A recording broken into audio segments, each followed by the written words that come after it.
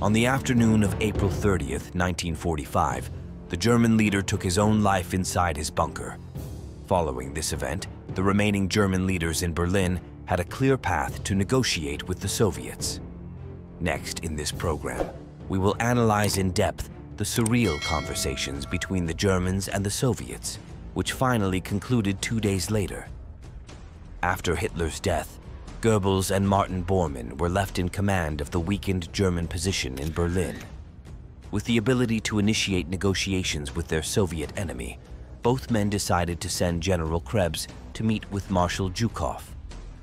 That same night, at around 11 p.m., a German emissary carrying a white flag arrived at the position of the 102nd Guards Rifle Regiment of the 35th Guards Rifle Division, bringing a package addressed to Marshal Zhukov. The German emissary requested passage to reach a higher command post, intending to communicate important information. Upon arriving at the command post of the 35th Guards Rifle Division, he delivered a written communique in Russian and German, signed by the head of the Chancellery, Martin Bormann. This document requested a meeting between General Krebs and Marshal Zhukov to initiate peace negotiations. The message was relayed up the Soviet chain of command until it reached General Chuikov. After reading the document, Chuikov agreed to meet with General Krebs, stating that no one above his rank would do so. The response was quickly sent to the German leadership, who were forced to accept the meeting proposed by the Soviets. Thus, at about 3 a.m. on May 1st, General Krebs, accompanied by the Chief of Staff of the 56th Panzer Corps, Colonel General von Duffing, an interpreter and a soldier, crossed the front line and headed to Chuikov's post. At 3:30 a.m., the German delegation arrived at Chuikov's command post, where he commanded the 8th Guards Army. After presenting his documents, General Krebs stated that he wished to personally convey important secret information to Marshal Zhukov or one of his plenipotentiaries. Chuikov replied that he was authorized to receive such information on Zhukov's behalf and assured Krebs that he could speak openly with him on any matter. Also present in Chuikov's office were Lieutenant General Dukhanov, Lieutenant General Pozharsky, Major General Pronin, Colonel Tokonyuk, Lieutenant Colonel Gladky, and Lieutenant Colonel Matusov, all attached to the 8th Guards Army. To facilitate communication with the Germans, Captain Kelber was also present as an interpreter.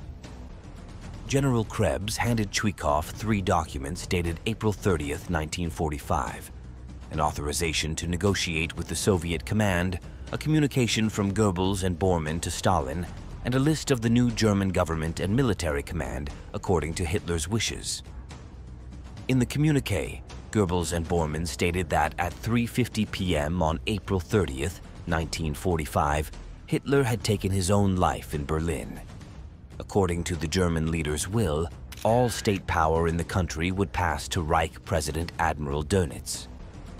Goebbels would assume the position of Chancellor, and Bormann would take over as head of the Imperial Chancellery.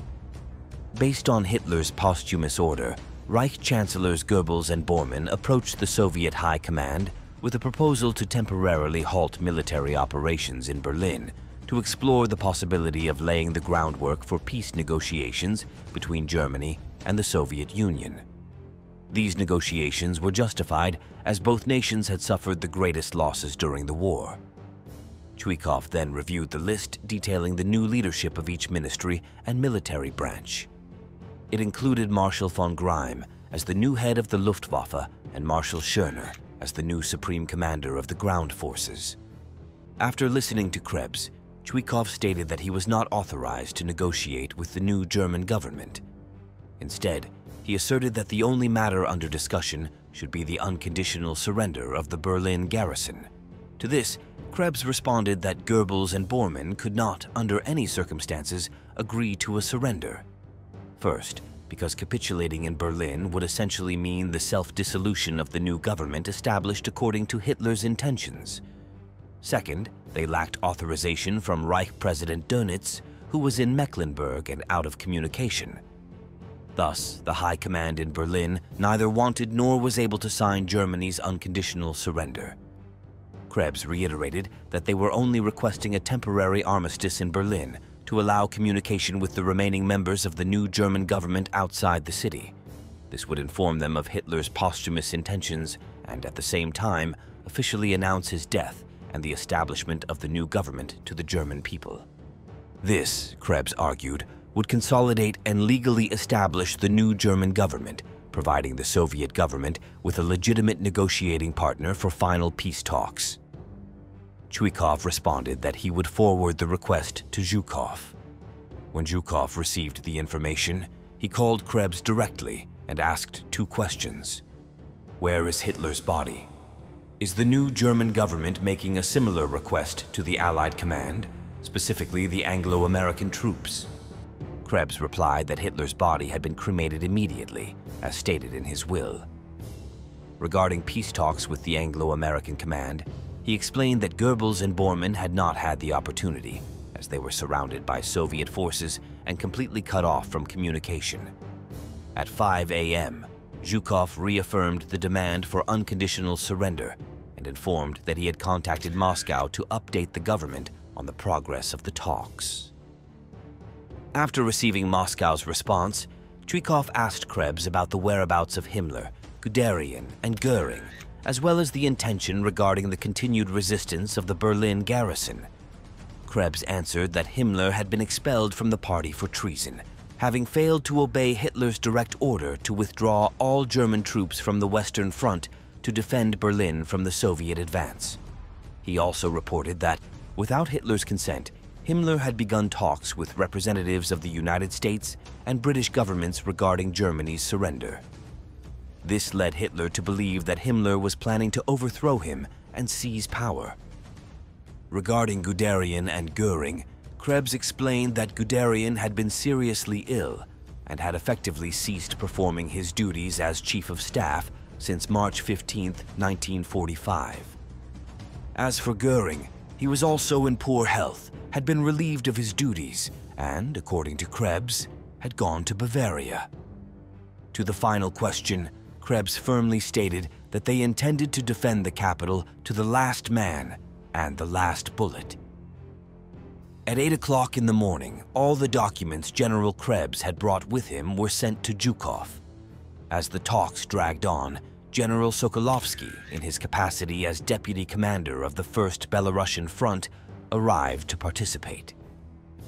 Sokolovsky suggested that Krebs send Colonel Duffing with a Soviet representative to inform Goebbels about the negotiations and convey the demand for Berlin's surrender, in addition to establishing direct telephone communication between both sides.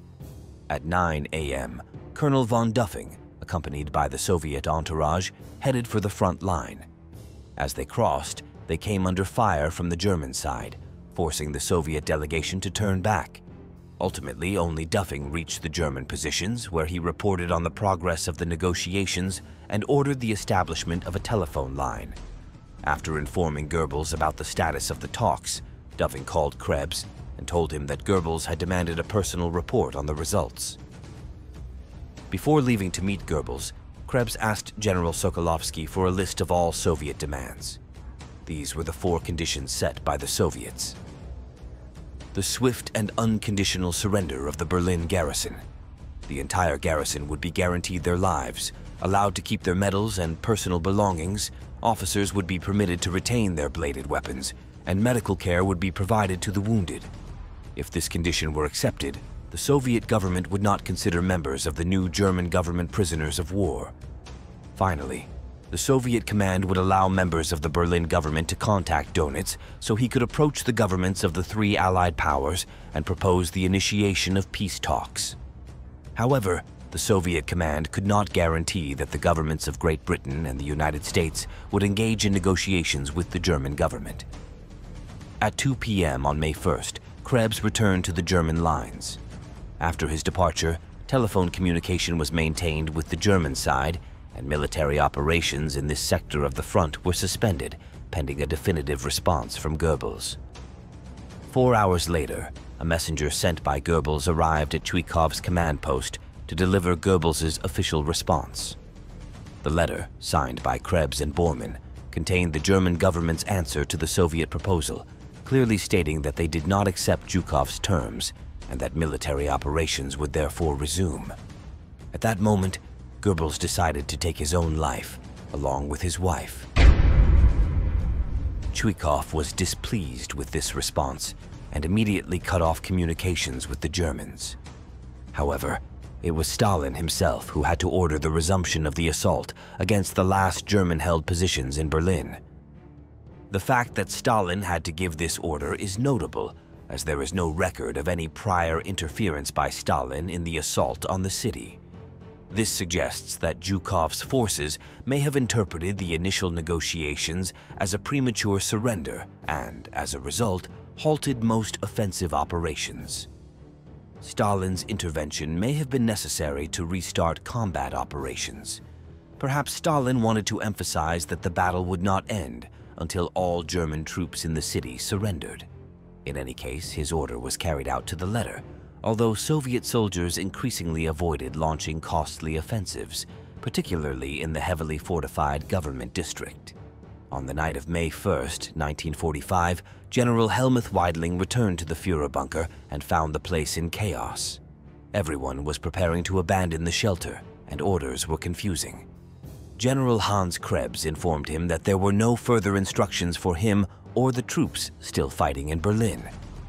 Realizing that the city was lost, Weidling returned to his headquarters in the Bendler block. That night, he gathered his staff and announced that he would surrender Berlin to the Soviets on the morning of May 2nd. However, he offered any unit the opportunity to attempt an escape before the final surrender. Meanwhile, news of Hitler's death began to spread. Many soldiers had already heard rumors, but once it was officially confirmed, reactions varied. Some tried to flee, others surrendered, and many chose to commit suicide, unable to accept defeat. At noon, Weidling sent his delegate, Colonel Duffing, to negotiate capitulation with the Soviets. The response was swift. The German garrison had 3 to 4 hours to organize its surrender. However, the situation was desperate. Goebbels had ordered that any soldier attempting to surrender be executed, even though he and his family had already taken their own lives the night before. At 6 p.m., Weidling, his staff, and the last 1,200 German soldiers remaining in his sector crossed into Soviet lines and surrendered. Weidling was brought before General Vasily Chuikov, who verified his authority as the commander of Berlin's defense and ordered him to draft a surrender proclamation for the remaining German troops still holding out. The message Weidling wrote and later read aloud for broadcast across Berlin was as follows. On April 30th, 1945, the Führer took his own life, thus abandoning all the patriots who swore loyalty to him. Faithful to the Führer's orders, you, German soldiers, were prepared to continue the defense of Berlin, despite the lack of ammunition and the sheer absurdity of further resistance. I order you to lay down your arms immediately. Every hour you continue fighting will only prolong the suffering of Berlin's civilian population and our wounded. In agreement with the High Command of the Soviet troops, I demand that you all lay down your arms immediately. Weidling, General of the Artillery, Commander of the Defense of Berlin. So, what do you think of the final negotiations for Berlin's surrender? Do you consider the Soviet proposal fair?